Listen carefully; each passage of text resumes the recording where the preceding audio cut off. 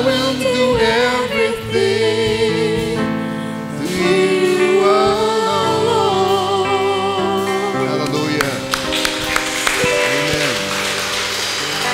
Thank you, Jesus. Hallelujah. Amen. Magandang umaga sa inyo lahat sa pangalan nating Panginoon. Amen.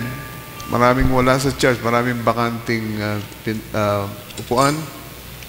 Kasi may kasalan tayo sa Isabela ngayon, yung anak ni Sister Beth, at maraming kapatiran ang nandun sa Isabela, at yung iba siguro ay nasa probinsya.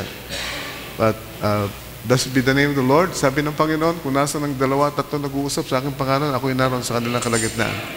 Hindi kailangan maging 4. Yung 2 at 3 lang ay sapat na para pumarito siya sa ating kalagitnaan. So,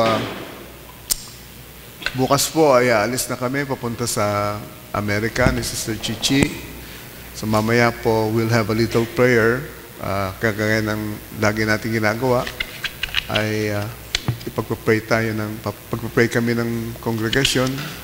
That way ay maramdaman ko ang inyong suporta at kahit saan kami magpunta ay maramdaman namin na nandun din kayo. At umaasa ako na kung paano binless ng Panginoon in the past years ang aming pagbisita sa Amerika ay muli kaming i-bless ng Panginoon this year. At pag-asa ko habang wala kami ay patuloy na sasamahan kayo dito ng Panginoon. At nag-pray na ako ng mga ministers na naka-line up upang mag-minister sa atin sa mga darating na 2 buwan na wala kami. And so, amen, I'm trusting that everything will be all right by the grace of God. Okay, Tuesday ay meron tayong ministers training and conference. Dito na naman gagawin. Of course, si Brother Pete ang in-charge dun sa hapon. At sa umaga, dapat ako mag-train. Pero si Brother Boy, inorient ko na siya kahapon para siya ang train sa umaga. Okay? Sa umagang ito ay hindi ko masyadong natapos yung preaching nung nakaraan Sunday. So we're gonna conclude it today. Because we were talking about the economic collapse, global economic collapse. And now we're gonna talk about part 2. Okay, dito tayo mag-start siguro sa slide number 8.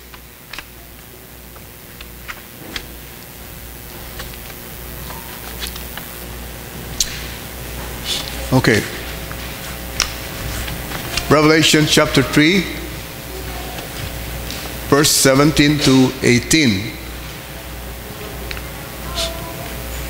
Sabi ng Biblia, because thou sayest, I am rich and increased in goods and have need of nothing, and knowest not that thou art wretched, miserable, and poor, and blind, and naked.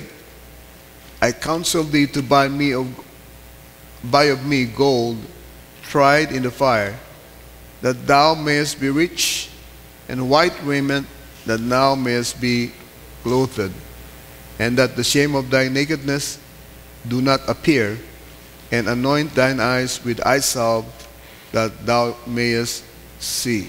Ito po ang mga salita ng Panginoon.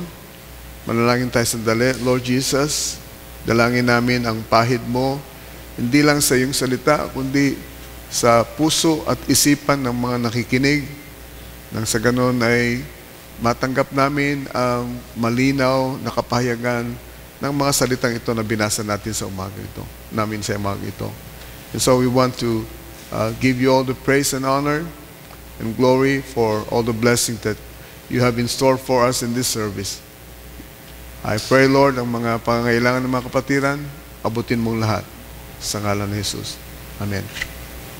Makakaupo na tayong lahat. Amen. Hallelujah.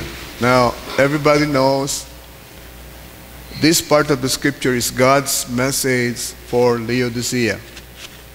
Ito ang mensahe ng Panginoon sa Laodicea At ang Laodicea ang panghuling kapanahunan ng iglesia. Nandito tayo sa kapanahunan ng iglesia, no? At ang sabi ng Biblia, ito daw ang confession ng mga taga-Laodicea. Sabi nila, I am rich and I am increased with goods and have need of nothing. In other words, dito sa panahong ito, ang iglesia nagsasalita dito, sinasabi niya, ako ay mayaman, ako ay dumami ang aking mga ari-arian, at wala na akong anumang pangangailangan. Ito ang tingin niya sa sarili niya, tingin ng iglesia, pero ang tingin naman ng Diyos, sabi ng Biblia, and knowest not, hindi mo alam, that thou art wretched and miserable and poor and blind and naked. Kaya iba ang tingin ng tao sa kanyang status, iba rin naman ang tingin ng Diyos sa kalagayan ng tao. At laging mali ang assessment ng tao tungkol sa kanyang sarili. Kasi ang gustong isipin ng tao ay lagi siyang maganda, lagi siyang tama, lagi siyang lahat ng pangailangan niya ay natutugunan, lagi siyang well-off, lagi siyang may kaya. Yan ang gustong paniwalaan ng tao. At yan din ang gustong paniwalaan ng iglesia ngayon. Na lahat ng kailangan ng iglesia ay nasa kanya na. No? Totoo naman. Pag material ang pinag-usapan natin, nasa iglesia na talaga lahat ng yaman. Can you say amen? Amen. Pero ang tingin ng Diyos naman sa kanila, kayo ay miserable, kahabag-habag, at kayo ay napakahirap. Kayo ay dukha. Kayo ay bulag, at kayo ay hubad. Purihin ng Panginoon.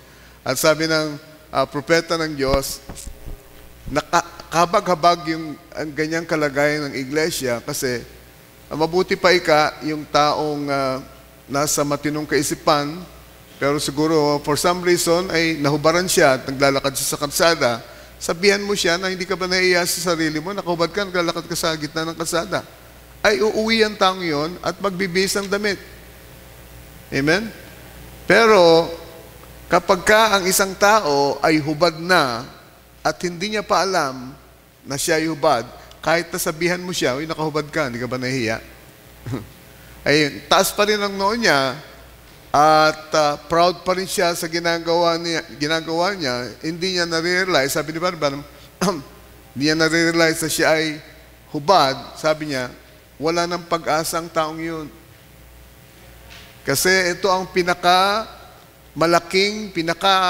it's the strongest form of deception is self-deception. Amen? Pwede kang dayain na ibang tao, pero kapag yung sarili mo na dumadaya sa iyo, wala nang pag-asa yun. Wala nang pag-asang natitira sa iyo. Uso ngayon ang dayaan eh. Ang headline ngayon ay tungkol doon sa, nabanggit ko sa inyo, tungkol doon sa Kappa, investment scam ito. At may mga kapabayan tayo na nadaya dahil sa malaking returns. Biro mo, 30% yung pinapangako nila sa mga magbibigay ng donasyon daw. Pero actually, investment pala yung kanilang sinusulisit. Kaya maraming nadaya. Purihin ng Panginoon. Pero mas matindi yung self-deception doon. Pag sarili mo na ang dumadaya sa sarili mo, abay, sino pa ang pagtatanungan mo, di ba? Hindi ka na mag-iisip. Bakit? Dahil sarili mo na ang nakumbinsi mo na nasa tama ka pa rin kalagayan, pala mali na. Ito ang kalagayan ng iglesia sa ating panahon. At madali maintindihan ito kasi itong panahon na to ang pinaka-prosperous sa lahat ng panahon. Dito lang sa ating bansa makikita ninyo yan, no? You compare the economy, let's say 20 years or 30 years ago, sa ekonomiya natin ngayon, magandang dihamak ang ekonomiya natin ngayon. Kahit nga mahirap, nakakalipad sa aeroplano ngayon di ba? Nakakabiyahe kung saan-saan. Kasi it seems like ang bansa natin ay becoming prosperous, materially speaking. No? At hindi lang sa bansa natin nangyayari yan, it happens all over the world. Isang malaking palatandaan dito ay yung mga sasakyang bago sa daan. Dyan sa fellowship hall natin, yung napupuno yan ang sasakyang bago. Purihin ng Panginoon. It shows na talagang pinagpapala ng Diyos ang ating bansa, pinagpapala ng Diyos ang buhay ng mga tao dito sa ating bansa, at purihin ng Panginoon, ang mga believers ay hindi exempted yan. Amen. Sabi ng Biblia, nagpapaulan ang Panginoon sa matuwid at sa hindi matuwid. Actually, yung ulan ay para sa mga trigo. Hindi yun para sa panirang damo. Pero dahil nasa isang bukirin sila, pag nagpaulan ng Diyos, sa trigo, nauulanan din ang panirang damo. Can you say amen? Pero ang ulan ay para talaga sa trigo. Amen. Purihin ang Panginoon. Naambunan lang ang mga panirang damo. Purihin ang Panginoon. Pero sabi ko nga sa inyo, dapat mag-ingat tayo dahil kung minsan, dahil sa dami ng blessing na tinatangkilit natin, ay nakakalimutan na natin yung pinagmumula ng blessing. Huwag sana nating makaligtaan kung saan nagmumula ang mga pagpapalang tinatangkilik natin araw-araw. Amen. Binibless ka ng Panginoon dahil anak ka niya. Binibless ka ng Panginoon dahil pinili ka niya para maging nobya. Pero hindi dapat naka-attach ang ating mga atensyon at ang ating puso sa mga material na bagay na patuloy niyang pinapadaloy sa buhay natin, ano? Dahil kagaya ng sinabi ko sa inyo, this is only fleeting. In other words, ngayon pwede kang makaranas ng alwan sa buhay, pwede kang makaranas ng mga tinatawag natin pagpapala, pero it's just fleeting. Kahit na ma-enjoy mo yan, let's say 20 years, 30 years, ma-enjoy mo yan ng 80 years, di ba? Pero hanggang doon lang naman ang buhay ng tao. Pagkatapos ng 80 years, matagal na nga yun eh. Ang tinakda ng Biblia ng buhay ng tao ay 70 years. Sabi, kung sakaling ikaw ay malusog, magaling ka mag-alaga ng katawan mo, baka umabot ka ng 80. It's a blessing. Pero, ikumpara ninyo yung 80 years ng prosperity dito sa ibabaw ng lupa sa buhay na walang hanggan. Amen. There's no comparison. Amen. This is just temporary. Kaya ang payo ko sa inyo, huwag sana tayong let us not fall into the trap of this so-called prosperity trap. Dahil meron pang higit na yaman, spiritual na yaman, na inihahanda ang Panginoon sa atin sa Kanyang kaharian. Amen.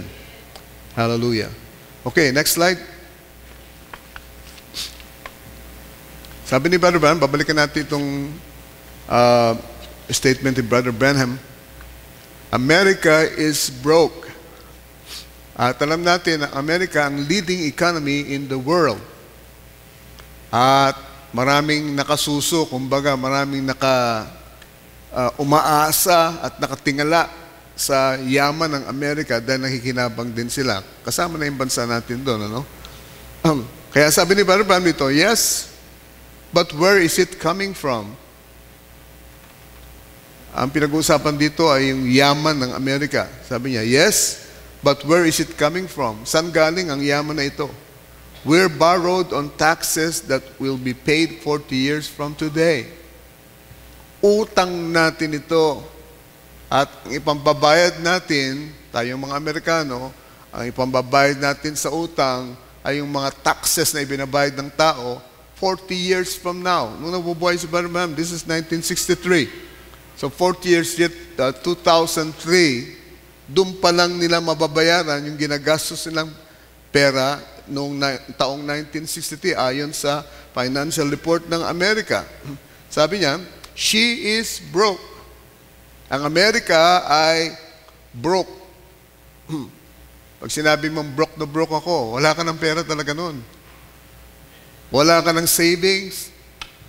Kahit na may trabaho ka, yung kinikita mong pera ay sapat lang sa panggastos mo at muutang ka pa.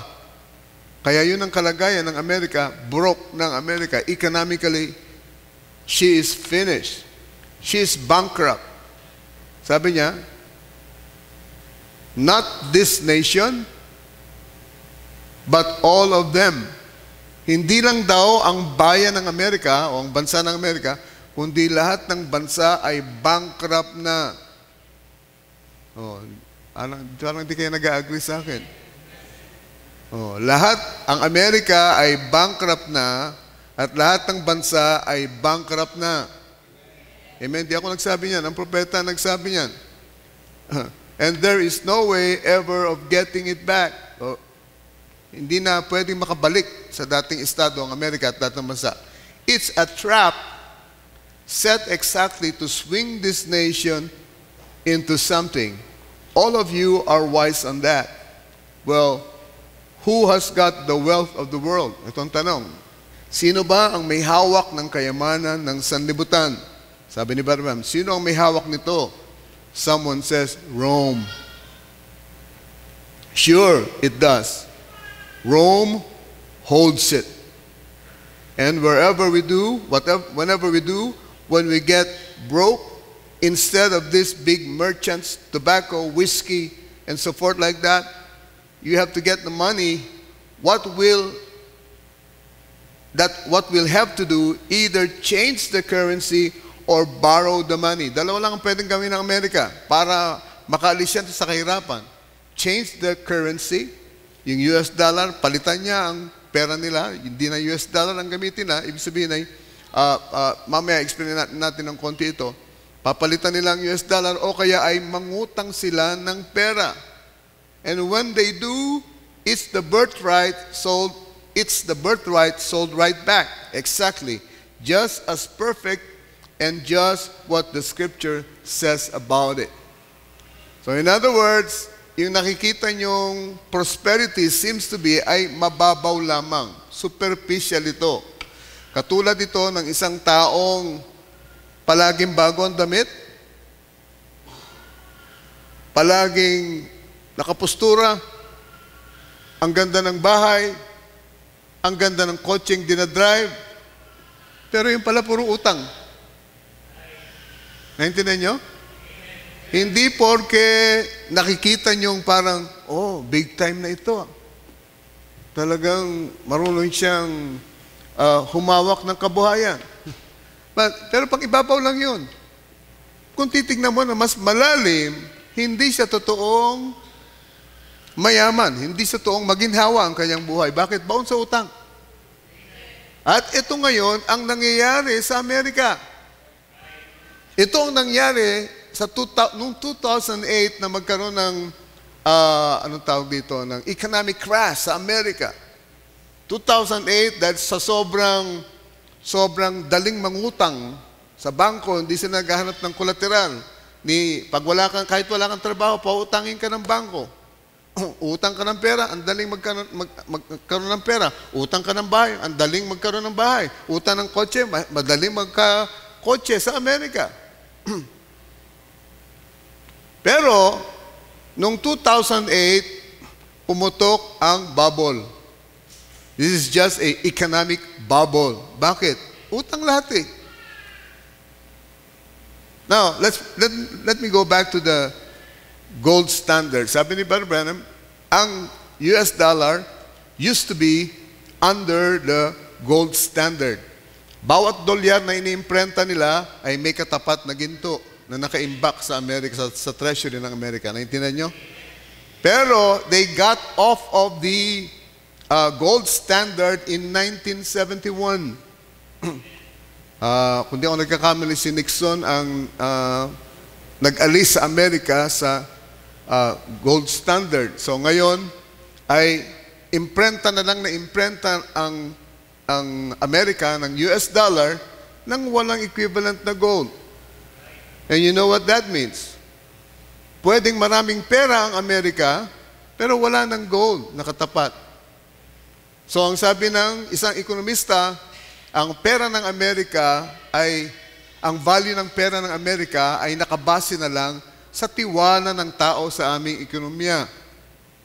So purihin ang Panginoon. Dahil malaki ang tiwala ng mga bansa sa Amerika na sila ay magandang kanilang ekonomiya, Kaya mataas pa rin ang value ng dollar. Sa ngayon, ang piso ay, magkano ang piso ngayon? Kontra sa US dollar, 52 pesos something. No? Ang laki ng diferensya. 52 piso natin, $1 lang sa Amerika. No? Pero yan ay base na lamang sa tiwala natin sa ekonomiya ng Amerika. Amen? Pero kung titingin tayo ng malalim, wala nang halaga ang pera ng Amerika. Amen? Now, tahimik kayo, pero huwag kayo maniwala sa akin. Sa propeta ng Diyos tayo maniwala. Kasunod na slide. Okay. Ito yung pinakita ko sa inyo last time na celebration ng D-Day. Nag-umpisang matalo ang Germany ng mga Allied Forces doon sa Normandy ng kanilang lusubin ito. At maraming bansa ang nagsama-sama, France, America, Britain, Russia, China, at ang iba pang mga bansa ay nagsama-sama upang lumusob doon sa Normandy at ito ang naging turning point at nanalo sila sa giyera. At sinelebrate nila ang pang-70 taon, 70th anniversary ng pagkatalo ng Germany sa World War II.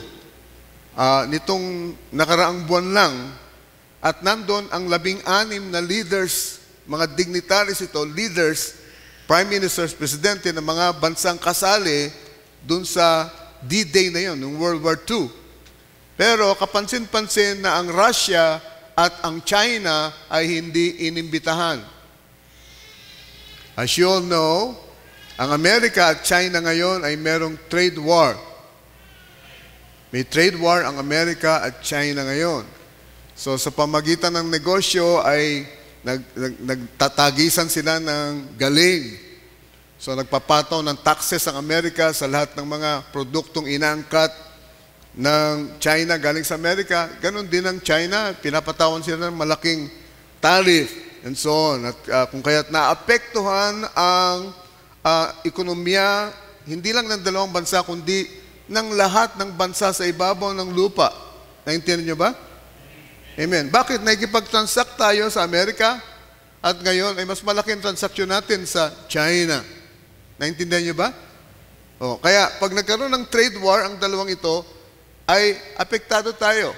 At itong huli, sa next slide, may kita natin na dahil napuwera ang dalawang leaders, China at Russia, dito sa celebration na ito, gumawa sila ng sariling summit nila, kasama ng kanilang mga kaalyadong bansa.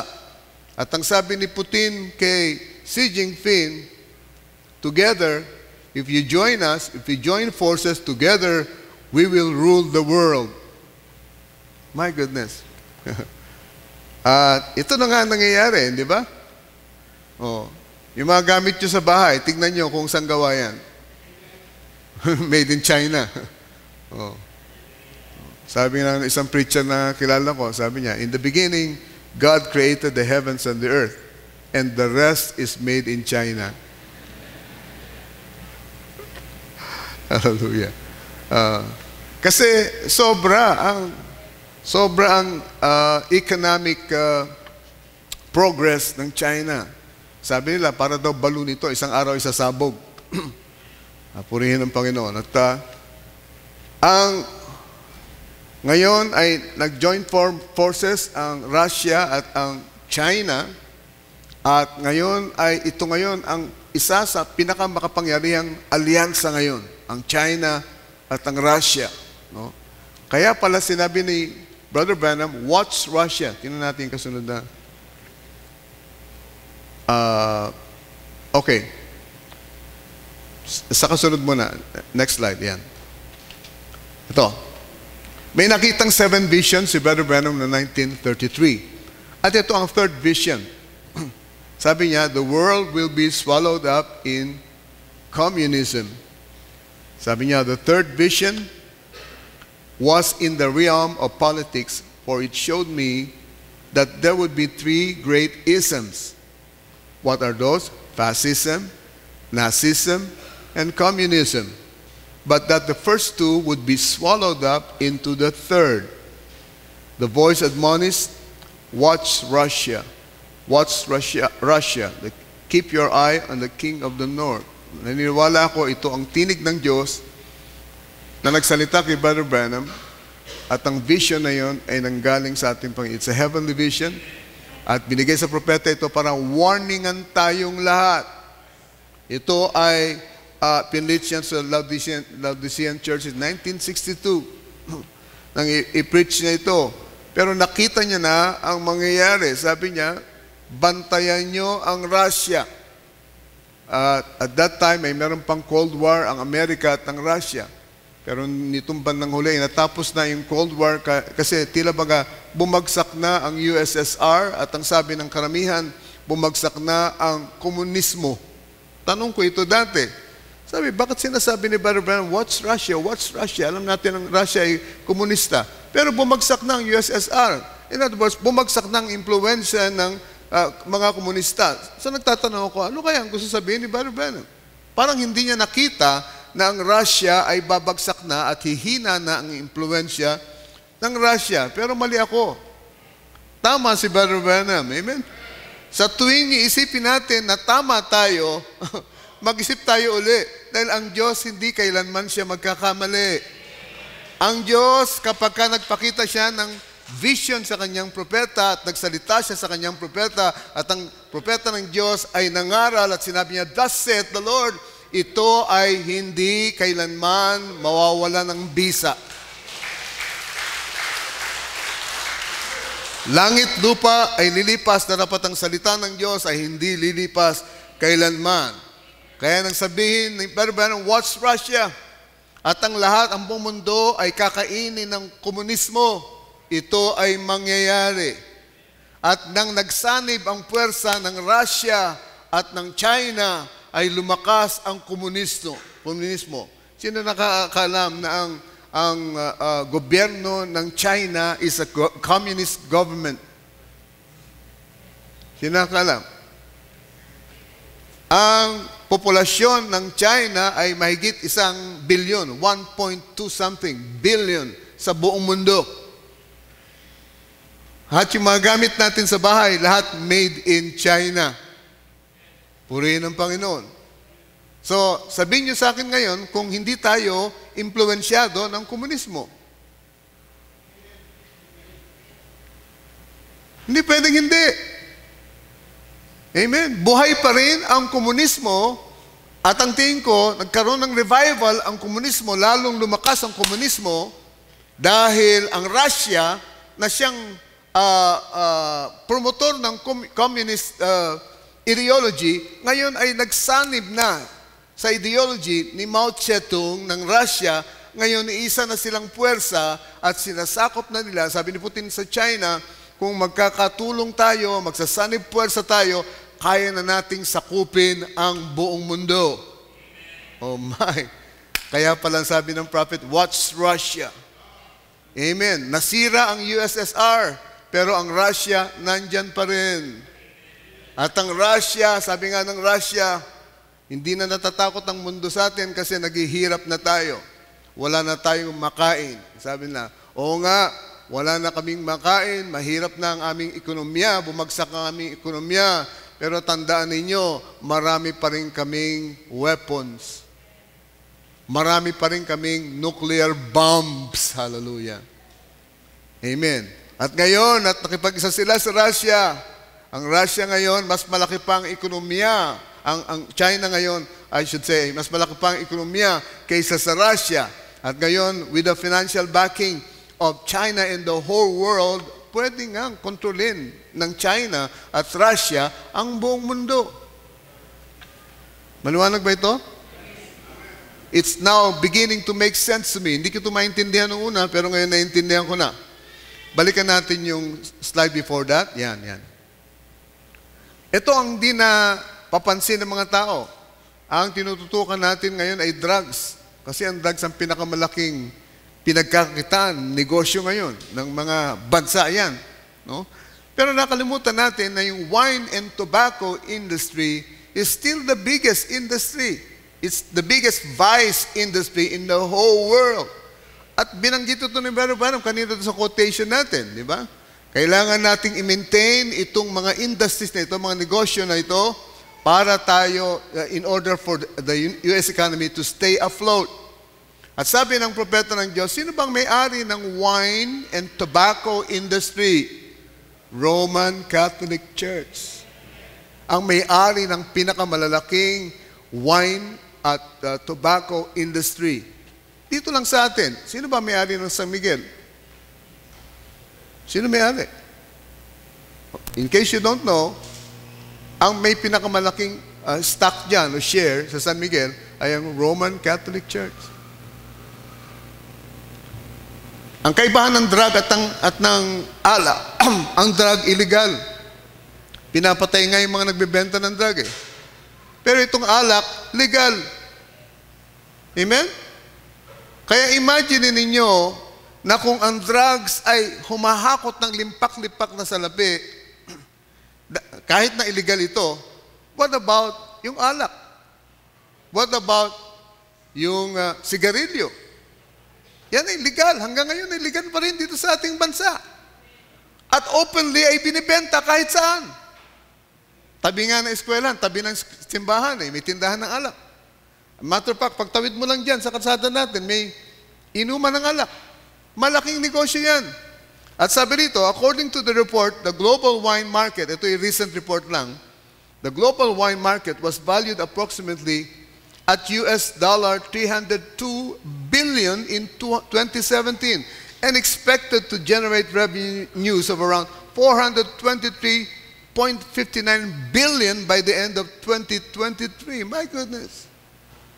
Hindi ko na kayang bilangin, hindi ko na kayang isipin man lang kung gaano kalaki itong $423.59 billion by the end of 2023, growing at a CAGR, and that's the growth of the industry, of around 5.8% between 2017 and 2023. My goodness. Ito pa rin ang pinakamalaking industriya sa buong mundo. Next. Next. Now, I want you to remember this picture. Ito ay picture ni Netanyahu. Si Netanyahu ang Prime Minister ng Israel o ang President ng Israel.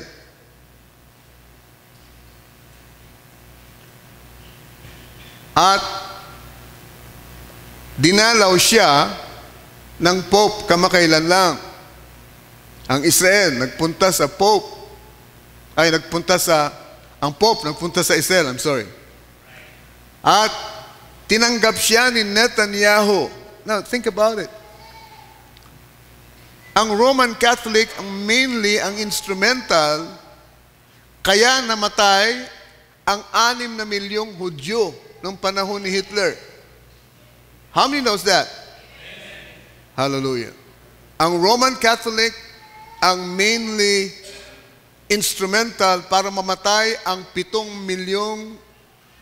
na milyong mga Hudyo nung World War II. Therefore, hindi kayo magtataka kung ang Hudyo ay galit na galit sa mga Romano-Katoliko. Galit na galit sa Papa. Pero tignan nyo ngayon itong picture na ito. Dumalaw ang Pope sa Israel, binigyan pa ng regalo ni Netanyahu. Tignan yung regalo niya, yung candlestick. Golden candlestick. Ito yung menorah na nakalagay doon sa templo ng bayan ng Israel. Yung libro, nakita niyo yung libro? Ano yung libro na yan? Ito palang librong ito, it's a book about the Inquisition na ginawa nung panahon ng 1400s, 13 to 1400s, nung Dark Ages. At dito ay pinapatay ng Romano-Katoliko, nasa aklat ito na Acts of Our Faith, 68 million na mga protestante ang pinapatay ng Roman Catholic Church dahil ang mga taong ito ay lumabas na at ayaw na nilang manatiling miyembro ng Roman Catholic Church. Sa Inquisition, 68 million na mga tao ang pinapatay ng Katoliko. Yang libro na yan ang binibigay ni Netanyahu sa Pope, ang librong sinulat ng tatay niya about the Inquisition. Niregalo ito sa Pope. At tignan niyo yung Pope, nangiti pa. Yan ang ginawa namin, sa mga nagprotesta laban sa Katoliko. Parang ganun ang nababasa ko sa isip niya, nakangiti pa siya eh. Oh. At yan ay gagawin namin uli sa lahat ng lalaban sa aming simbahan. Hindi kami magdadalawang isip na gawin uli yan sa lahat ng magpoprotesta laban sa aming pamamalakad. Ang dating magkaaway, ngayon ay magkaibigan na. Purihin ang Panginoon. Last Thursday ay pinag-usapan namin ang tungkol sa Golgotha. Ang mga taong nandun dyan sa Jerusalem, na makita nilang dumaan si Jesus pasan-pasan ang krus, at mabalitaan nila na ipinapako sa krus ang ating Panginoong Kristo, ang akala nila ay karaniwang kriminal lang ang pinapalusahan doon sa Golgotha. Ang hindi nila alam, lahat ng pwersa sa ibabaw ng mundo nung panahong iyon ay kinontrol ng Diyos upang maipako sa krus ang kanyang bugtong na anak, dahil yun lang ang tanging sakripisyo na pwedeng magligtas sa ating lahat. Amen? Ginamit ng Diyos, amen, ang pwersa ng gobyerno. Amen. Ginamit ng Diyos ang pwersa ng relihiyon.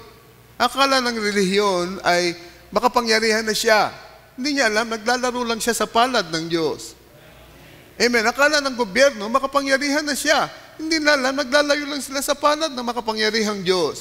Ang Diyos ang totoong may control ng lahat ng bagay. Amen. At lahat ng bagay ay nangyari para matubos tayo sa ating mga kasalanan. Oh my! At hindi alam ng sanlibutan na nangyayari pala sa kanilang kalagitnaan ang pinakadakilang pangyayaring nangyari sa tanang kasaysayan ng buong sangkatauhan.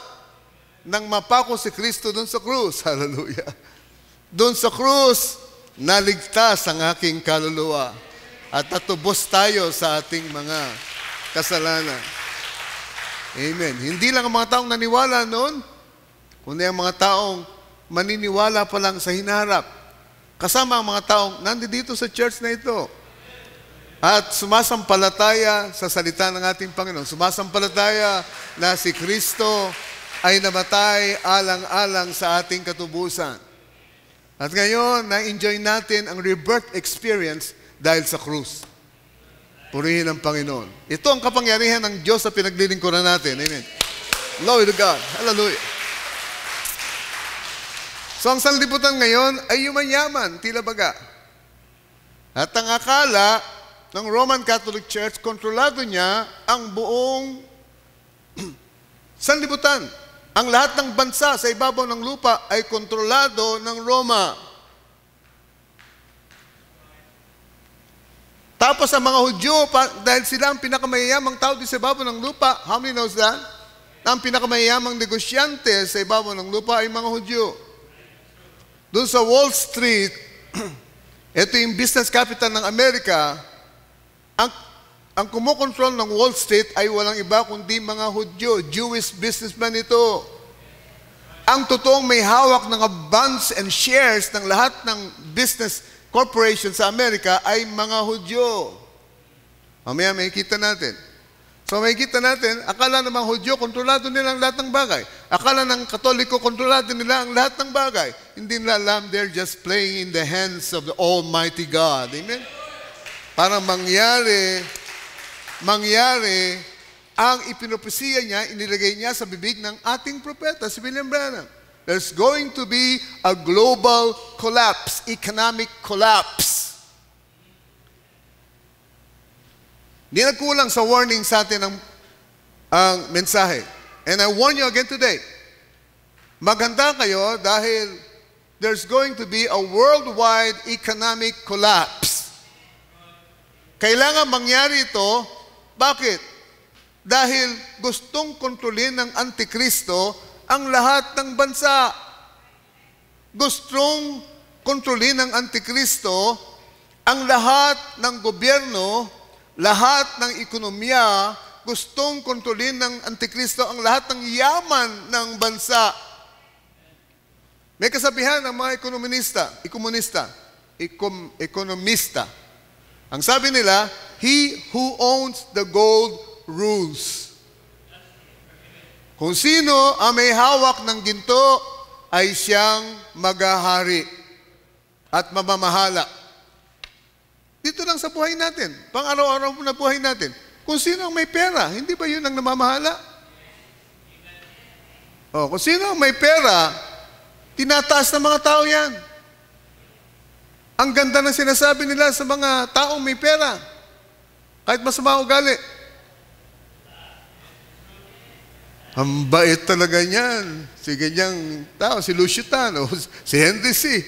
Nung mamatay si Henry C., ay, ang daming mga taong pumupuri sa kanya dahil sa ang bait na tao daw ni Henry C. Pero kung titignan niyo, hindi ganun kabait si Henry C. Siya isang shrewd businessman. At kapag ka sinabing businessman, kaya niyang kunin yung damit mo nang hindi kumukura pa mata. Yung damit mo nakasuot sa iyo, ha? Purihin ng Panginoon. At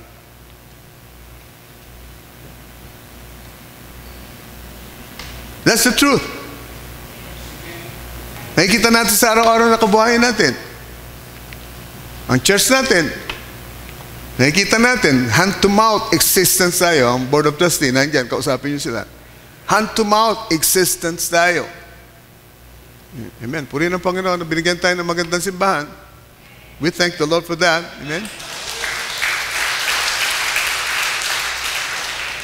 Pero ganun pa man, hindi pa rin tayo may kukumpara sa mga naglalakihang mga mega churches.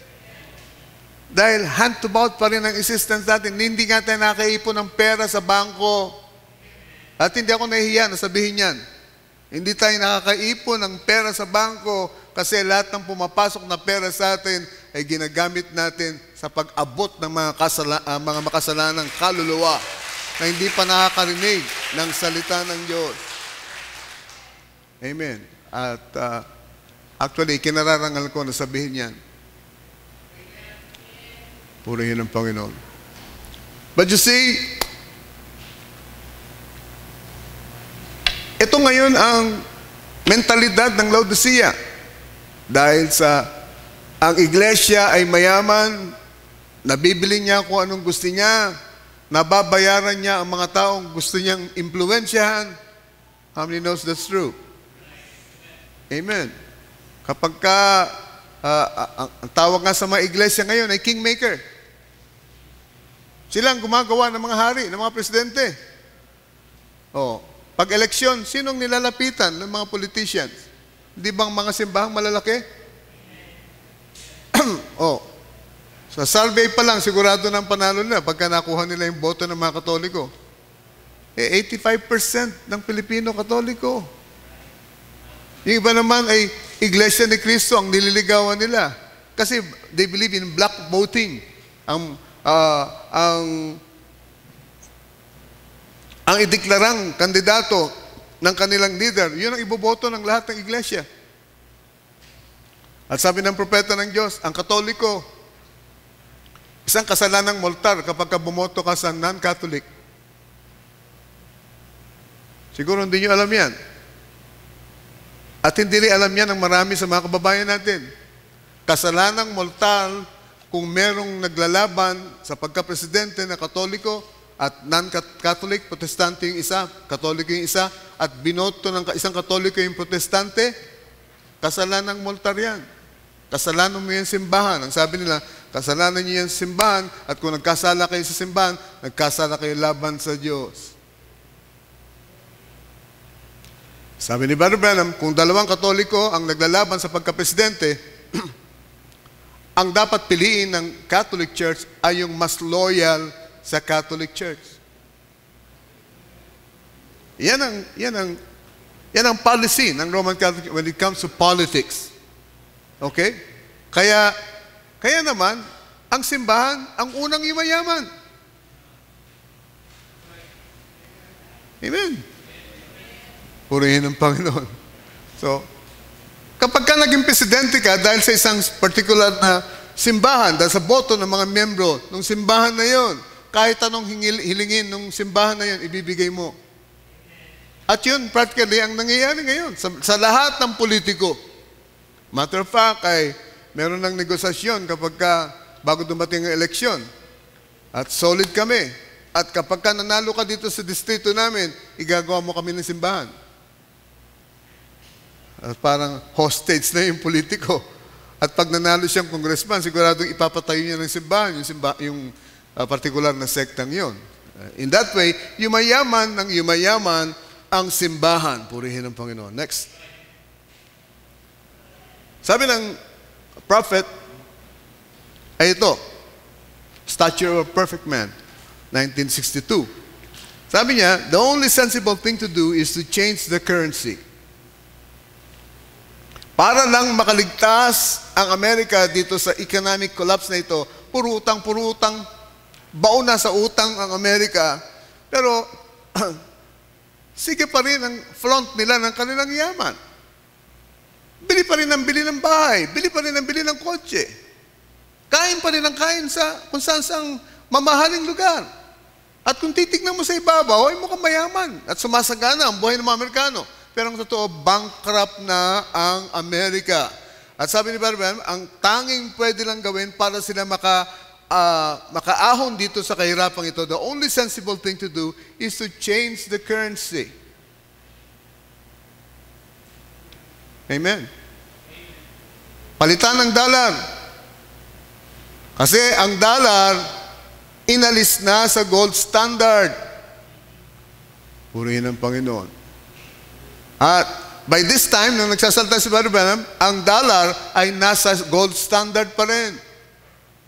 So, ang sabi ni Brother Branham, ang tanging paraan para makawala tayo sa kahirapan, palitan natin ang dollar. Palitan natin ang currency. Ito nga yung nangyari 1971 nung alisin sa gold standard ni President Nixon ang US dollar. So, imprenta na sila ng imprenta ngayon ng dolyar, pero wala ng equivalent na gold. Therefore, it's just a bubble. Palaki ng palaki yung lobo, but it's just a bubble. Ang tawag dito, economic bubble. Alam nyo, nung bata ako ay naglalaro kami nung gumamela, para inihalo mo doon sa, dinidikdik yung gumamela, inihalo doon sa sabon, lalagyan ng tubig, tapos gumagawa kami ng bilog na alambreng ganyan, tapos hihipan namin yun, sasawsaw doon sa solution, hihipan, gagawa ng bubble, mga bubble. At ang ganda ng tignan ng bubble, ang laki. Depende sa pag-ihip mo, lumalaki yung bubble, malaki. Pero sandali lang yun. Magagandahan ka, sandali lang. Kasi oras na hawakan mo yung bubble na yun, puputok to. Purihin ang Panginoon. At ito ngayon, ang sitwasyon ng buong mundo. Tila baga, umuunlad tayo materially, pero it's just a bubble. Amen. Ang dami nating pera. Pero ang tanong, may value pa yung pera natin. Basahin natin tuloy-tuloy itong sabi ng propeta. Sabi niya, Roman Catholic Church owns the gold of this world. Sino daw ang may-ari ng lahat ng ginto ng mundo? It's the Roman Catholic Church. And what they will do is sell out these rich men and so forth of the earth, as the Bible said, what they do before they lose the Brown and Williamson Tobacco Company, itong may-ari ng Philip Morris. Most of it is Catholic anyway, and all of these other things, that what will they do? They will accept that, and they will take the money from Rome and then sold her birthright. Rome backs her up. Yes, sir. She'll back it up, and they're getting enough policy now, getting enough around them, bringing in this cabinet. Look what Mr. Kennedy is asking for. Si Kennedy ang unang Katolikong naging presidente sa Amerika. Naiboto siya dahil sa boto ng mga Katoliko. Hallelujah. At simula noon, lumakas na ng lumakas ang puwersa ng simbahang Katoliko sa Amerika. Hanggang sa ngayon, America is no longer a Protestant country. It has now turned Catholic. Dahil 60% ng populasyon ng Amerika ngayon ay Katoliko na, ay Katoliko na, I should say. Ito ay nangyari dahil sa influx ng mga tao galing sa Latin America, Central and South America, pumunta sa Amerika at naging citizen. So, in other words, karamihan sa kanila ay mga Katoliko. Sino nakaalam? Lahat ng mga bansa halos sa Central America ay Katoliko. At nang pumasok sila sa Amerika, dala nila yung pagiging Katoliko nila. Naging citizen sila. Therefore, kapag ka nagbotohan, kung sino ang pinaboran ng Roman Catholic Church, yun ang nananalo. Matter of fact, si Donald Trump ay pinaboran ng Roman Catholic Church at nagulat ang buong mundo nung manalo siya. Purihin ang Panginoon. Tuloy natin ito sinasabi ni Brother Branham. Hindi daw, kailangan daw preserve yung kumpanya ng sigarilyo at kumpanya ng alak dahil yan ang pinakamalalaking negosyo sa Amerika. At sino may-ari niyan? Mga Katoliko ang may-ari niyan. At dahil bagsak na ang ekonomiya ng Amerika, kailangan meron silang utangan. At ang Katoliko ang nagmamay-ari ng lahat ng ginto sa buong mundo. And now they are off the gold standard. Pero ang ginto sa buong mundo ay pag-aari pa rin ng Katoliko at ng mga Hudyo. At ngayon, nakikita natin yung picture ni Netanyahu at saka ng Pope na nag-uusap at nagpapalitan ng regalo at ngayon ay magkasundo na sila. Yung dati magkaaway na mortal, ngayon ay magkasundo na. At sabi ng propeta ng Diyos, hindi ko maintindihan ito. Sabi niya, ang propeta ng Diyos, magkakaroon daw ng merger ang Katoliko at ang Israel, ang mga Hudyo. Hallelujah. Sabi ko, paano mangyayari yun? Galit ang mga Israelita sa mga Katoliko dahil napakaraming mga Hudyo ang pinapatay ng Katoliko. Pinapatay ni Hitler nung Holocaust, nung World War II. 6 million Jews. At hindi nila makakalimutan yun. Pero ngayon, magkasundo na sila. Oh my goodness. Amen. So itong pagiging magkaibigan sa sanlibutan, it's fleeting. Ang tendency ng tao ay magpalakas tayo sa mga tao sa sanlibutan. Pag may kilala kayong politiko, gusto nyo close kayo doon sa politiko. Pag may kilala kayong taong mayaman, gusto nyo close kayo doon sa taong mayaman. Bakit? Kasi pag nangailangan kayo, makakahiram kayo, di ba? Mabibigyan kayo ng pabor. At yan ang tendency, yan ang natural tendency ng mga tao. Pero ang Kristiyano, wala siyang alam pagpalakasan, kundi ang Diyos. Amen. He doesn't care. He doesn't care kung magalit sa kanya ang lahat ng tao, pati mga kamag-anak niya. Sabi nga ni Kristo kung mas mahal mo pa yung asawa mo, yung mga anak mo, kung mas mahal mo pa yung pamilya mo kaysa sa akin, hindi ka karapat-dapat sa akin. Amen? Purihin ang Panginoon. Kaya, yes, mahalin natin yung pamilya natin, pero higit sa lahat, mahalin natin ang Diyos.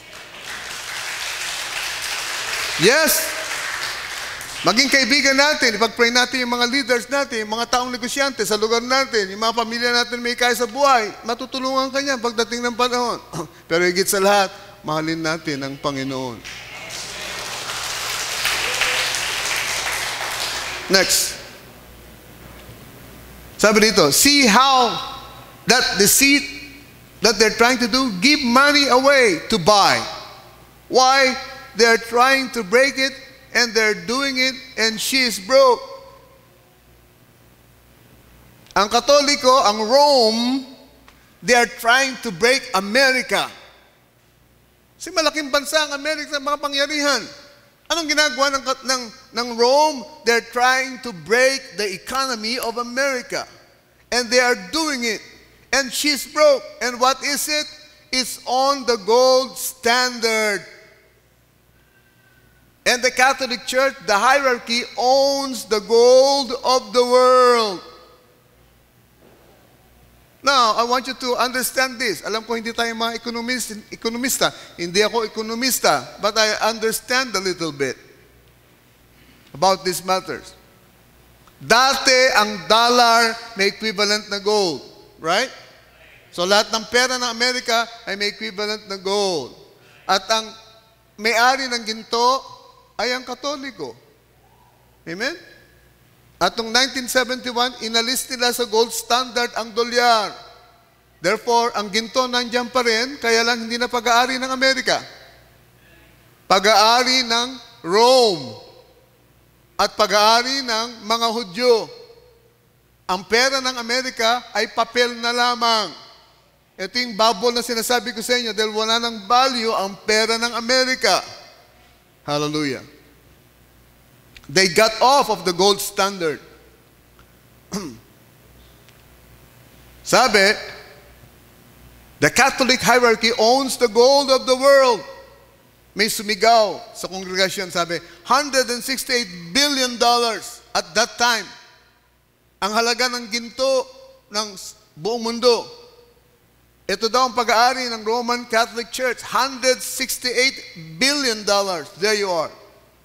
Throw her right back on the gold standard. Throw her right back on the gold standard. Inalis ng Amerika ang gold standard. Pero dadating ang panahon that the whole world will go back to the gold standard. Ang Amerika will be reluctant to do it. At pag nangyari yan, doon na puputok ang bubble. At walang kamalay-malay ang Amerika na pag-aari na sila ng Roman Catholic Church.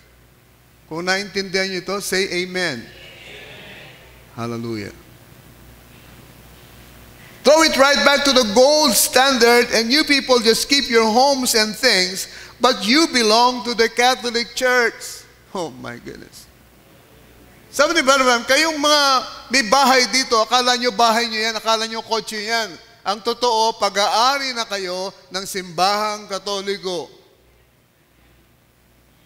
I can say the same thing about the Philippines. May bahay kayo, may sasakyan kayo.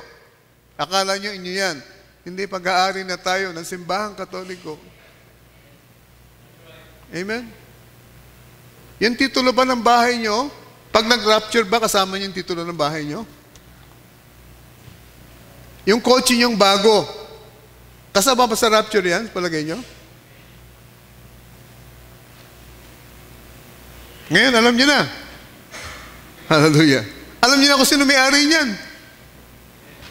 Hindi natin pag-aari ang mga material na bagay na ngayon ay ini-enjoy natin. Hindi natin totoong pag-aari yan. Hindi ito ang totoong tahanan natin. May tahanang mas maganda kaysa sanlibutan ito na naghihintay sa atin pagdating ng panahon. Hallelujah. Next. The Jews and the Catholic hold the global wealth. Katolik at Hudyo ang may-ari ng yaman ng buong mundo. Notice, in the last one half of Daniel's week, the people makes a covenant. This prince makes a covenant with Rome. May binabanggit ditong prinsipe, si Brother Branham, at ang prinsipeng ito ay ang Antikristo. If you know that, say amen. Ang Antikristo, he makes a covenant with Rome.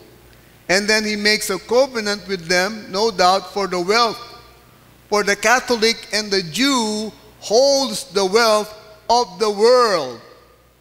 The Catholic and the Jew holds the wealth of the world. Hindi ako nagsabi niyan, si Brother Branham nagsabi niyan. Konsolado ng Katoliko at Hudyo ang kayamanan ng sanlibutan. Next slide. Rome and the Jews will make a covenant. Sabi natin, and after the church is taken away, oh my, kaya ko binold dyan eh. Kaya ko binold dyan, sabi, after the church is taken away. Mangyayari ito pagka wala na dito ang iglesia, wala na rito ang nobya, na-rapture na ang nobya, hallelujah, iniwan na natin ang sanlibutan ito at saka mangyayari ito. Ano mangyayari? Pag alis ng church, Rome and the Jews will make a covenant with one another. Kaya pala nakita natin yung picture ni Netanyahu at saka ng Pope. Dati magkaaway, ngayon magkasundo na. BFF na sila ngayon. Hallelujah. The Bible said they would with the holy people. And now notice, they will make it because why? This nation is going to be busted. America is going to be busted. Di ako nagsabi niyan, si Barba nagsabi niyan. So I don't care kung ano sinasabi ni Donald Trump na ang Amerika daw ngayon, ang ekonomiya ng Amerika ay lumalago ngayon, mas malago pa kaysa sa kailanman nangyari sa kasaysayan ng Amerika. I would rather believe the prophet of God than Donald Trump. Amen. Kahit paano sabihin ng mga ekonomista, mas maniniwala ako sinabi ng propeta ng Diyos, this nation is going to be busted. And the rest of the world that's on the gold standard is busted. Oh my! Nabalitaan ko na ang Pilipinas, panay ang bili ng ginto. At ang Russia ay panay ang bili ng ginto. Alam niyo kung sino pa bumibili ng ginto? Ang China ay bili ng ginto. May pinaplano sila. Ang sabi ng isang news article, may balak daw ang China ng yuan ay ibalik sa gold standard. Ngayon, wala na ang dollar sa gold standard, pero ang yuan, babakapan nila ng gold, ang yuan. At dahil sa trade war na nangyayari, ito ngayon ang direksyon ng China, ito ngayon ang direksyon ng Russia, nagkampihan sila at lumalayo na sila ngayon sa dolyar at ngayon gagawa sila ng sariling currency. Sabi ng propeta ng Diyos, ito lang ang tanging paraan para makatakas tayo dito sa kahirapan na ito. At ngayon ito, sana makita nyo yung dynamics. Ngayon ay ibabalik na sa gold standard ang Russia, ang China at ang Pilipinas ngayon ay mukhang balak na rin sumali to get away from the power of the dollar. Nakakaintindihan ba tayo? Hallelujah. And the rest of the world that's on the gold standard is busted. You know that? If we are living off the taxes due to bills 40 years from now, where are we at? Busted. Wala nang pera ng Amerika. Next. And remember, not only on one nation, she is rich on every nation there is under heaven. Kasama ang Pilipinas. Can you say amen? Hindi lang Amerika ang pinag-uusapan natin dito, kasama ang Pilipinas. Every nation on earth ay nagsasabi kami mayaman, wala kaming kailangan. Lahat ng kailangan namin, nabibili namin. Hindi na kami nangangailangan. Matter of fact, hindi na nangangailangan ng Diyos ang mga tao. Akala nila ay mabibili ng pera ang lahat ng bagay. Subukan mong bumili ng pag-ibig gamit ang pera. Subukan mong bumili ng kapayapaan gamit ang pera. Subukan mong bumili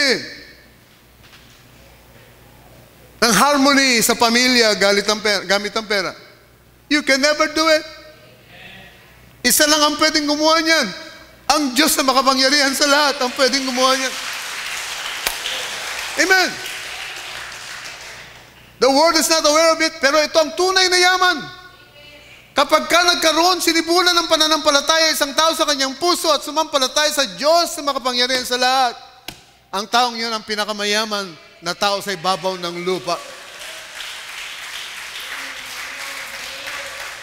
Ang hindi kayang bili ng pera, hallelujah, kayang kunin ng pananampalataya. Amen? Hallelujah. Siguro isang malaking bundok, kung gagastosan mo ng pera yan, pwede na naman malipat. Sina Brother Rap-Rap, pero silang business ngayon, nagkukwari sila. Siguro mga 50 taon, mauubos mo rin yung bundok para Mauubos din ng quarries pag kinunan mo ng mga bato, ang mga bundok. Mauubos mo rin ang bundok. Pero ang isang Kristiyano, kapag nanampalataya siya, kaya niya magpalipat ng bundok. Hallelujah. Magsasalita lang siya, kayang lumipat ng bundok. Hallelujah. Ang isang bagay na kailangan mo ng gastusan ng bilyong-bilyong halaga ng pera, isang salita lang ng Kristiyano, ay lilipat siya at masusugbad sa dagat. I believe that with all my heart. That's the power of the third pull. Sabi rito, she reaches out, she has the money. Now, what they don't have, the Wall Street has. Kung ano daw ang wala sa Katoliko, pag may-ari naman ng Wall Street. Sabi, which is controlled by the Jews. Yung hindi pag-aari ng Amerika, pag-aari ng mga Hudyo. At ang Amerika at ang Hudyo, ngayon ay nagkakaroon na ng alyansa. Nakikita niyo ba ang mga pangyayari? This is events made clear by prophecy. Ang Russia at ang China, nagkakaroon na naman ng alyansa. Ang pampitong vision ni Brother Branham, kung natatandaan nyo, yung pampitong vision ni Brother Branham, nakita niya ang buong Amerika butas-butas sa dami ng tama ng bomba. Saan sa palagay niya magagaling ang bombang tatapos sa Amerika? Siyempre sa Russia. Sa tulong ng mga komunistang bansa.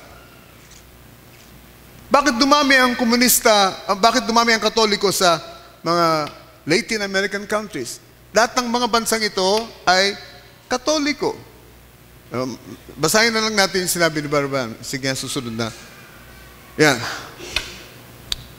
Listen here.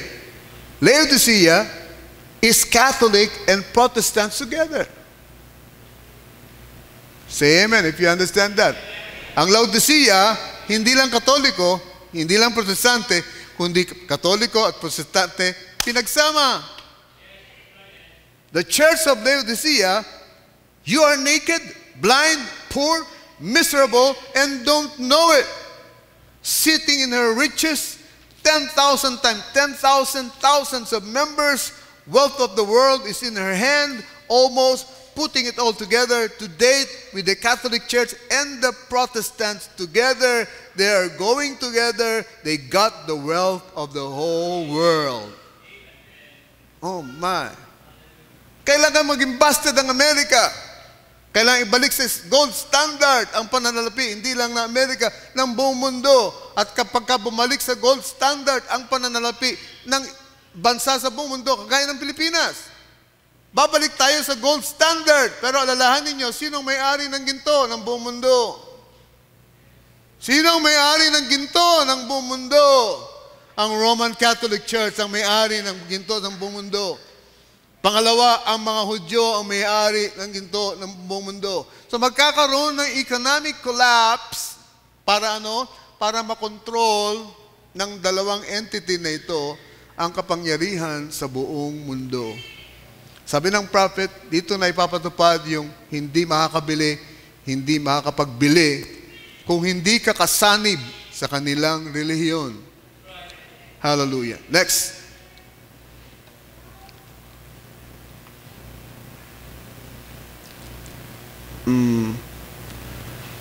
Mali yung heading, wag nyo na lang basahin yung heading. Sabi dito, but the churches themselves has become rich, pretty near the wealth of the world, says the Bible lays in the Catholic Church. That's why Russia run her out, why Russia excommunicates. That was the very grassroots of communism, because the church thought to be something there wasn't no more from the rest of the world. Ang sinasabi ng propeta dito, nagumpisa daw ang komunista, ang ugat ng komunista ay nagumpisa doon sa Russia. Bakit? Alam niyo ba na ang daming Katoliko doon sa Russia? Ang pinakamalaking relihiyon sa sa Russia ay ang Catholic Church. Okay? Na nag-branch out into Orthodox Church. Basically, Katoliko pa rin yun. At sabi ni Brother Branham, kaya dumami ang mga komunista dahil naaklas sila laban sa pamamalakad ng Katoliko. Bakit? Ang pamamalakad ng Katoliko ay katulad din nung nangyari din sa Pilipinas. Ang mayaman, lalong yumayaman. Ang mahirap, lalong humihirap. Paano nangyari yan? Sabihin ko sa inyo, simple lang. Hindi ako ekonomista, pero simple lang. Pag naglagay kayo ng pera sa bangko, magkano kinikita ng pera nyo? Barya lang. Di ba? Sa loob na 1 taon. Barya lang kikitain ng pera ninyo. Pero yung mga negosyanteng malalaki, purihin ng Panginoon, ang daling makautang sa bangko. Ikaw, nakaraniwang empleyado, mangutang ka sa bangko. Lalo na kung wala kang trabaho, mangutang ka sa bangko, hindi ka pa utangin. Pero yung mga negosyanteng malalaki, ang daling makautang sa bangko. Naintindihan niyo mga gusto ko sabihin? Ang baba pati ng interes ng utang nila.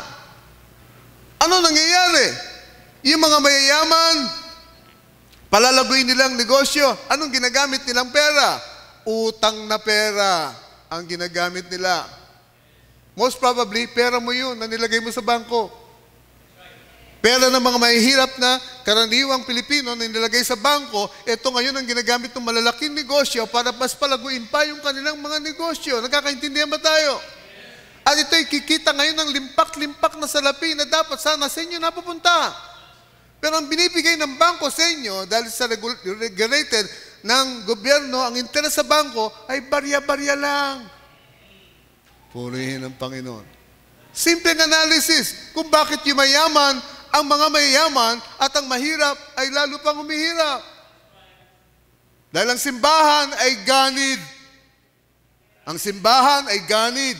At sabi dito sa Biblia, kaya nag-aklas ang mga Russians at pinatalsik ang Catholic Church mula sa Russia dahil sa kanilang pagiging ganid sa salapi.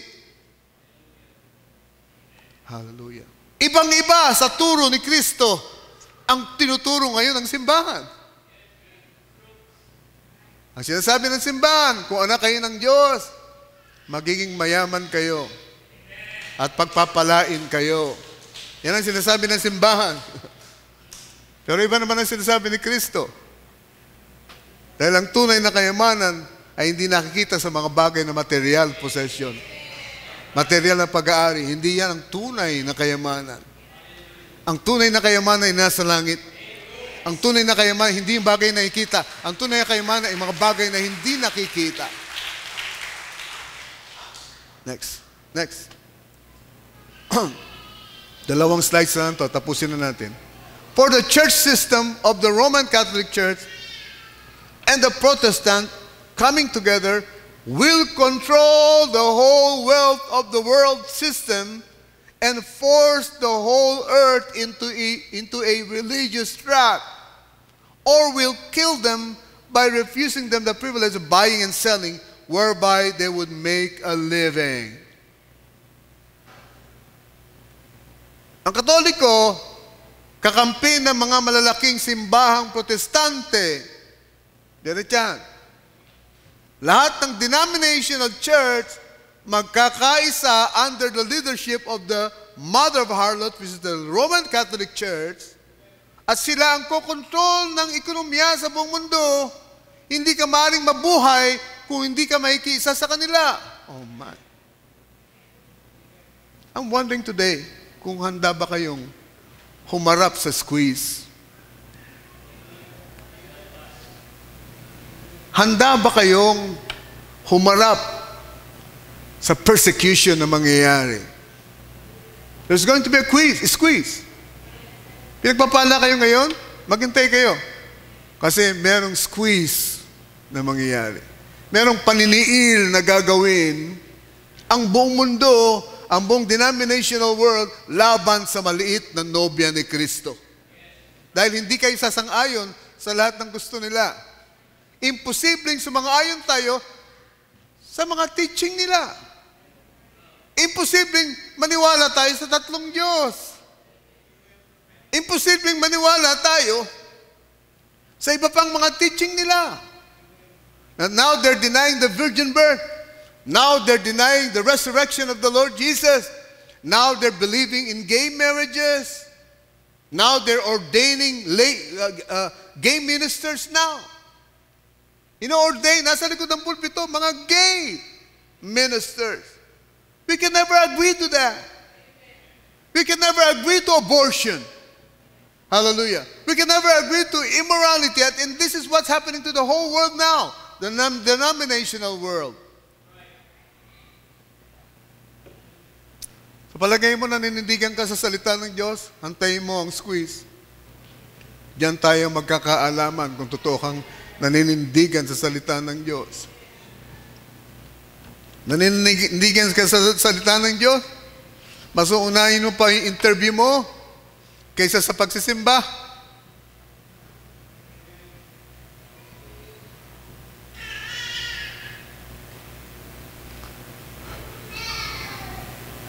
Mas bibigyan mo pa ng pagpapalaga yung exam mo darating kaysa sa pagsisimba. Kung may exam ka, hindi ba dapat nandun ka sa simbahan? Di ba dapat nananalangin ka? Hallelujah. Maninindigan ka sa salita ng Diyos. Konti sakit ng ulo lang, di ka na magsisimba. Umulan ng konti, di ka na magsisimba. Matraffic ka. Ang lahat ng excuse gagawin mo para wag makapagsimba. Pagtapos sasabihin mo, maninindigan ka pagdating ng persecution, pagdating ng squeeze. Hallelujah. Malalaman natin pagdating ng panahon. Last slide, I think. When God sends a gift to the earth, a sign gift, the people believe it, and that's one of the most glorious ages people ever lived. That's one of the most glorious ages people ever lived. But when God sends a sign and is rejected, that generation goes into chaos. It always has. What if the people of America tonight would receive the sign of God in the last days? Hamon ito ng propeta. Pero alam nyo ba, sa kabila ng palatandaan na ibinigay ng Diyos sa bayan ng Amerika, saan nagpakita yung pillar of cloud, yung mystery cloud? Di ba sa Amerika? Saan nagpakita yung pillar of cloud? Sa ulo ni Brother Branham. Hindi ba sa Houston, Texas, sa Amerika? Saan nangyari yung mga himalang nangyari sa ministry ni Brother Branham? Saan bumaba yung 7 angels? Saan nabuksan ang 7 seals? Hindi ba sa Amerika? Hallelujah. Dapat sana itinanggap ng Amerika ang tawag dito ay sign gift. Ito'y regalo ng Diyos, na palatandaan ng Diyos, na mahal ng Diyos ang Amerika. Dapat sana itinanggap ng Amerika ang sign gift. Hallelujah. Dapat sana itanggapin natin ang sign gift na binigay sa atin ng Diyos. Pag tinanggap natin ito, that's one of the most glorious ages people ever lived. Makikita natin ang pinakadakilang panahon na nasaksihan natin sa kasaysayan ng Pilipinas kung tatanggapin lang natin ang mensahero at ang sign na binigay ng Panginoon sa ating panahon. Hallelujah. God help us na matanggap natin ito ng buong buo. Amen. Bilang pangwakas, tumayo tayong lahat. Tingnan lang sa Bible, Luke chapter 12, verse 33 to 34.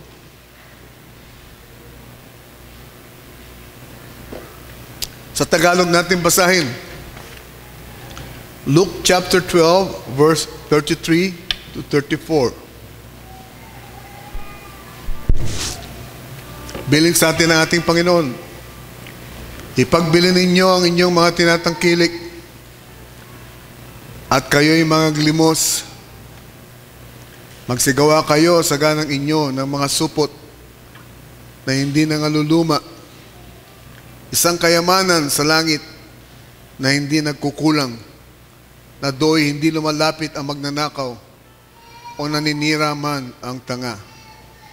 Sapagkat kung saan naroon ang inyong kayamanan, ay doroon naman ang inyong puso. Saan ba tayo nag-iimbak ng ating kayamanan? Sa bangko ba, dito sa ibabaw ng lupa? O sa kaharian ng langit? Kung saan natin iniimbak ang yaman natin, doon din mahahatak ang atensyon ng puso natin. I thank God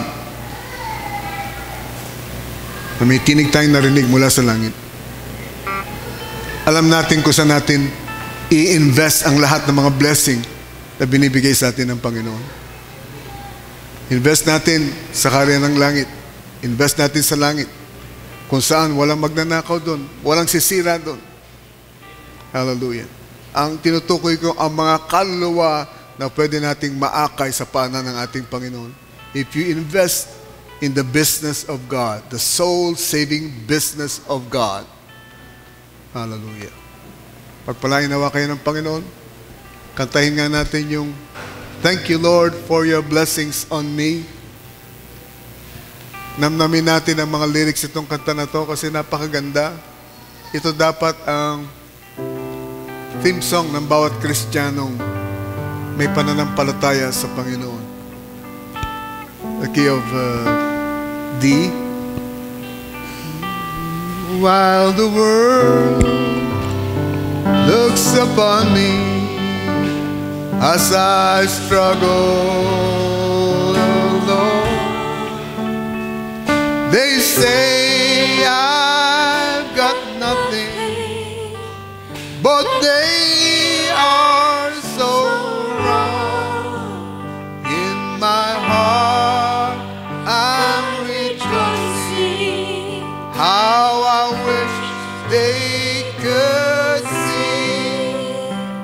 Oh, thank you, Lord, for your blessing on me. There's a roof up above me. I have a good place to sleep. Yes, Lord. And there's food on my table and shoes on my feet. You gave me your love, Lord, and a fine family. Thank you, Lord. Oh, thank you, Lord, for your blessings on me. I know I'm not wealthy, and these clothes are not new. I don't have a lot of money, but Lord, I have you. And to me, that's all that matters. Though the world may not see. Oh, thank you, Lord, for your blessings on me. Sing it again. There's a roof up above. Oh, thank you, Lord. Thank you, Lord. I've a good place to sleep. There's food on my table, and there's shoes on my feet. You gave me your love, that's all that matters, and a fine family that should make us happy. And thank you, Lord, for your blessings on me. And thank you, Lord, for your blessings on me. Amen. Thank you, Jesus. Thank you, Jesus. Hallelujah. Lord, salamat sa contentment na binigay mo sa amin. Salamat na tinuruan mo kami, Panginoon, na magpasalamat sa iyo sa maliliit na blessing na natatanggap namin. At ikaw ang nagsabi sa amin, kung kaya namin pagyamanin ang mga kakaunting blessing na binibigay mo sa amin sa pasimula, darating sa amin ang mas malaking blessing, Panginoon. At hindi lang yon, Panginoon, hindi lang sa mundong ito, pinangako mo na pagpapalain mo ang iyong mga anak. Hanggang doon sa iyong kaharian, pagkatapos ng buhay na ito, pagkatapos ng rapture, Panginoon, hallelujah, doon sa wedding supper of the Lamb, ibibigay mo, Panginoon, ang mga gantimpala namin. At bababa tayong muli dito sa ibabaw ng lupa upang lupigin ang lahat ng kaharian dito sa ibabaw ng lupa. Dahil lahat sila ay ganid, lahat sila ay corrupt.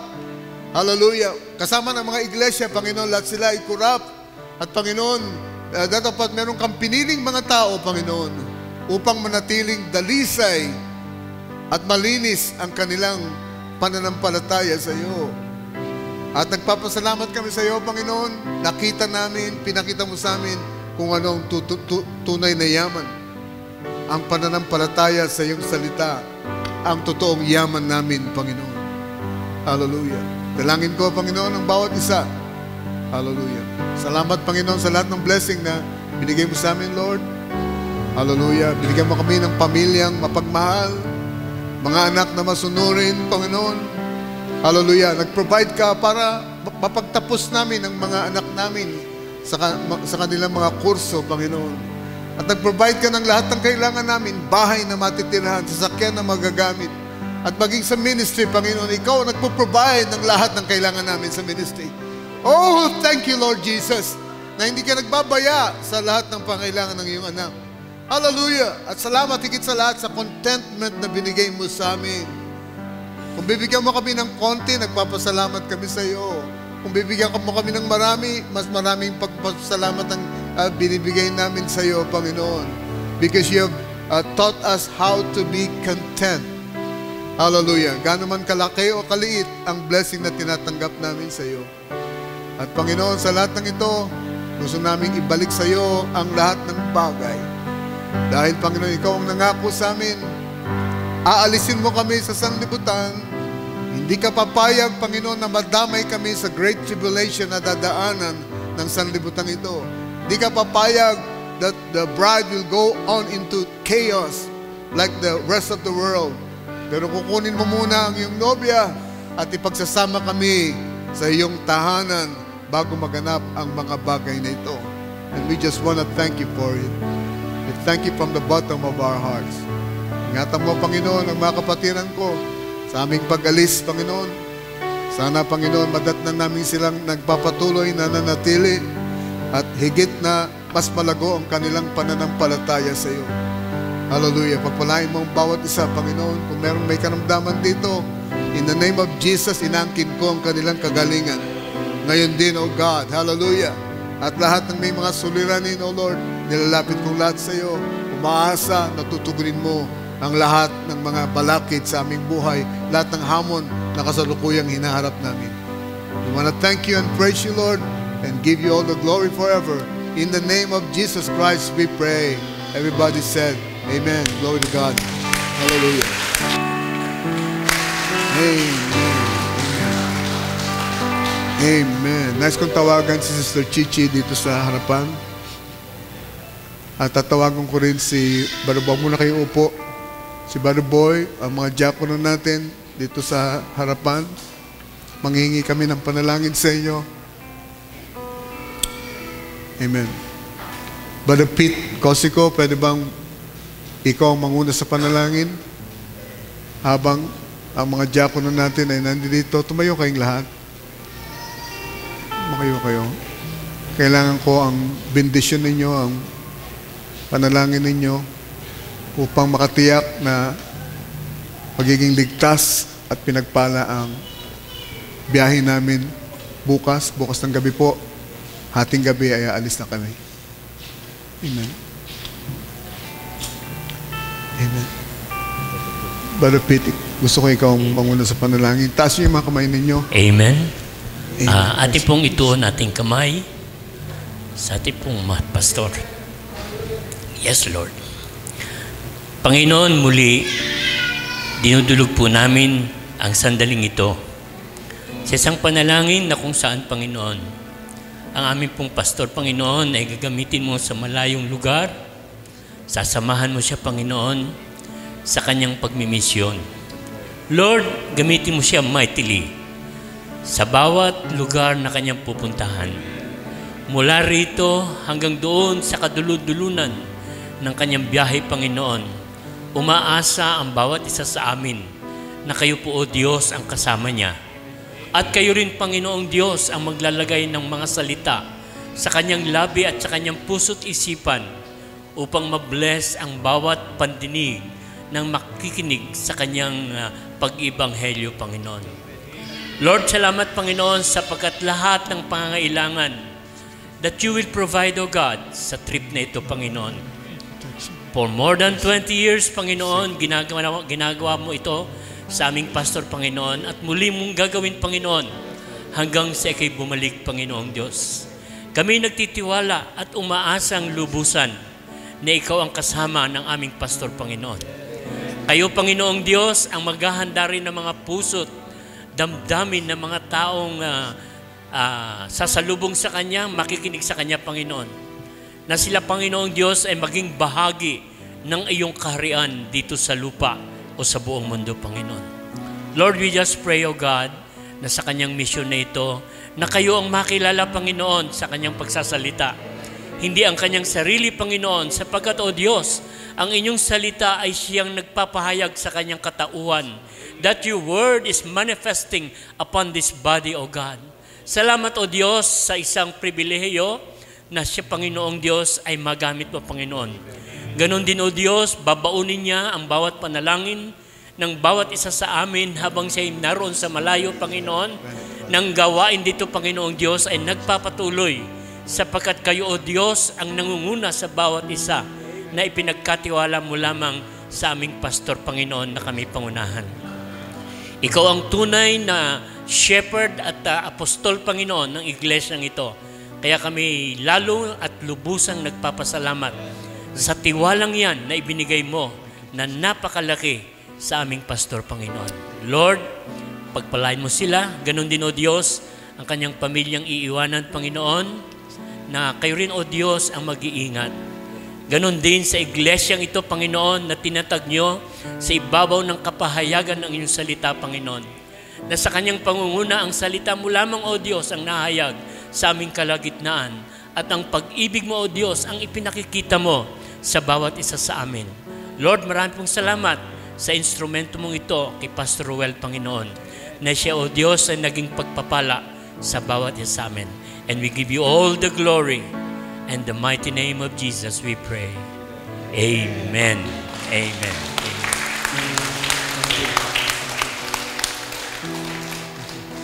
God bless you.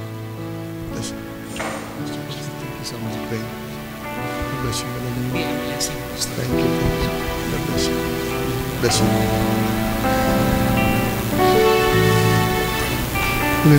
Praise God. Hallelujah.